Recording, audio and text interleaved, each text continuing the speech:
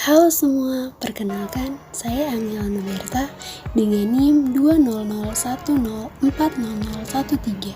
Saya adalah mahasiswi dari Fakultas Keguruan dan Ilmu Pendidikan Universitas Nusa Cendana Kupang, tepatnya di program studi pendidikan biologi. Materi yang akan saya bahas yaitu kaitan antara struktur sel pada jaringan tumbuhan dengan fungsi organ pada tumbuhan.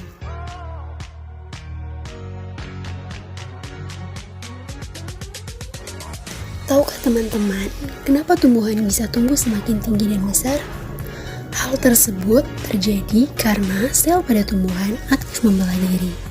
Sel-sel tersebut akan berkumpul dalam jumlah banyak dengan bentuk, ukuran, dan fungsi yang sama, sehingga menjadi sebuah jaringan. Lalu, apa sajakah jenis jaringan pada tumbuhan yang membuat tumbuhan menjadi besar dan tinggi? Yuk kita simak satu persatu. Jaringan tumbuhan merupakan gabungan sel pada tumbuhan yang mempunyai bentuk, struktur, dan fungsi yang sama. Berdasarkan tipe dan fungsinya, jaringan tumbuhan terbagi menjadi dua, yaitu jaringan meristem dan jaringan dewasa. Jaringan meristem atau jaringan embrional adalah jaringan yang sel-selnya aktif membelah diri secara mitosis. Berdasarkan asal terbentuknya, jaringan meristem ini dikelompokkan menjadi dua, yaitu jaringan meristem primer dan jaringan meristem sekunder.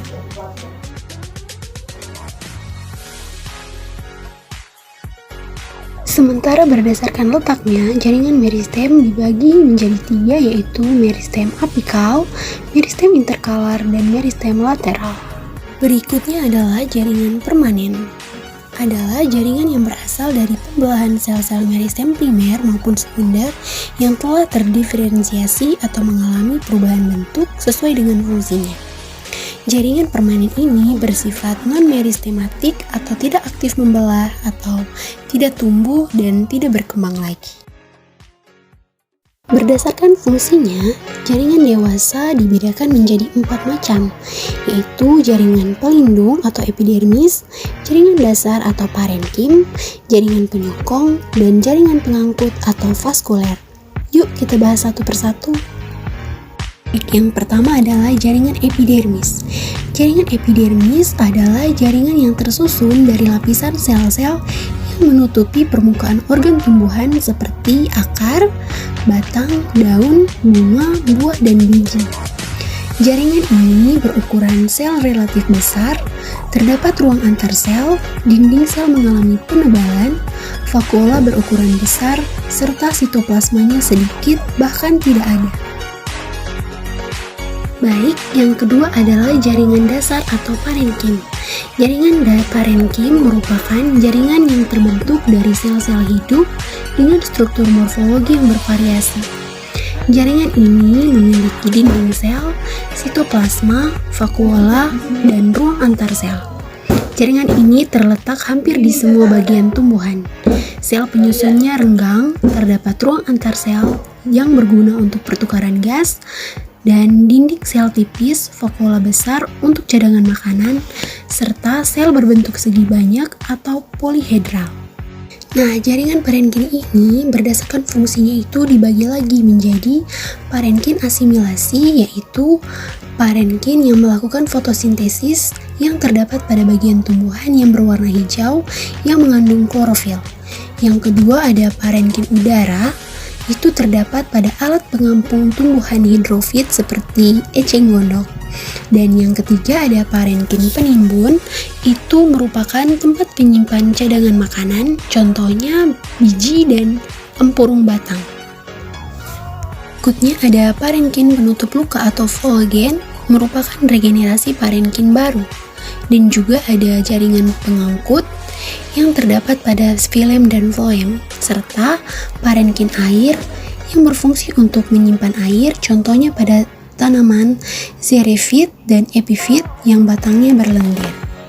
Kalau yang tadi kan berdasarkan fungsinya, sekarang jaringan parenkim itu dibagi lagi berdasarkan bentuknya. Yang pertama itu parenkim palisade, selnya berbentuk tegak banyak kloroplast terdapat pada mesofil daun.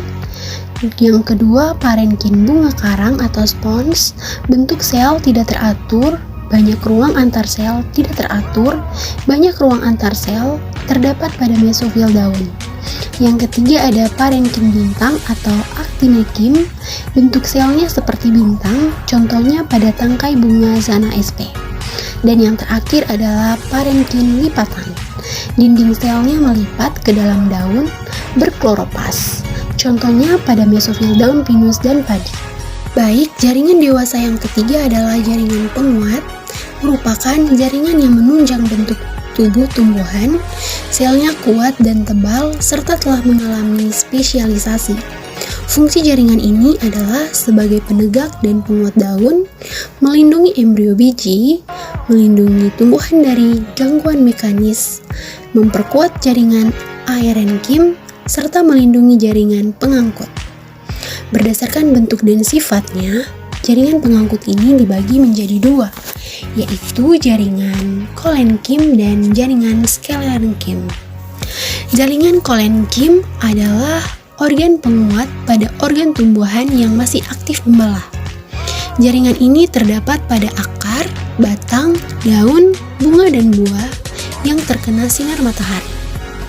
Tersusun atar sel hidup, dinding sel tidak ada lignin tetapi mengandung selulosa, pektin dan hemileosa.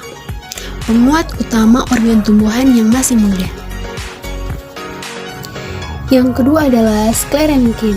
Sklerenkim adalah jaringan penguat pada organ tumbuhan yang telah berhenti membelah dan tidak mengalami pertumbuhan. Jaringan ini terjadi pada penebalan merata pada seluruh dinding sel yang merupakan sel mati, dan juga dinding sekunder tebal dan tersusun oleh lignin. Dan jaringan dewasa yang keempat adalah jaringan pengangkut. Jaringan pengangkut ini merupakan jaringan pada tumbuhan tingkat tinggi yang berfungsi untuk mengangkut air dan garam-garam mineral serta zat makanan hasil fotosintesis. Seperti yang kita ketahui, jaringan pengangkut ini dibagi menjadi dua, yaitu jaringan filem dan jaringan floem. Jaringan filem mengangkut air dan zat hara dari akar ke daun. Jaringan ini selnya tersusun atas sel yang sudah mati dengan dinding sekunder yang tebal dan tersusun atas lignin dan terdiri dari unsur-unsur trakeal, serabut filem, dan parenkim filem.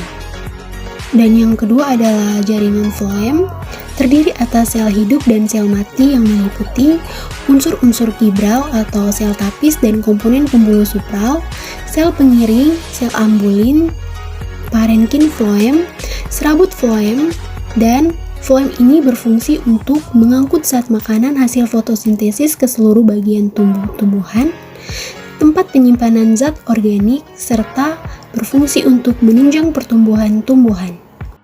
Kita tahu, seperti halnya hewan dan manusia, tumbuhan juga memiliki organ.